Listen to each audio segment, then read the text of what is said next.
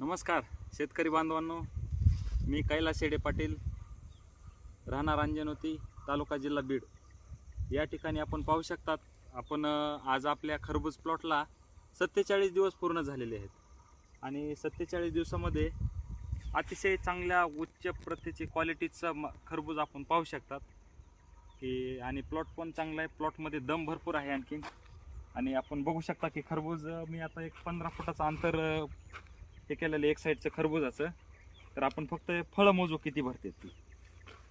1 2 3 4 5 6 7 8 9 10 11 12 13 14 15 16 17 18 19 20 21 22 23 24 25 26 27 28 29 30 31 32 33 34 35 36 37 38 फळं आहेत खरबुजाचे.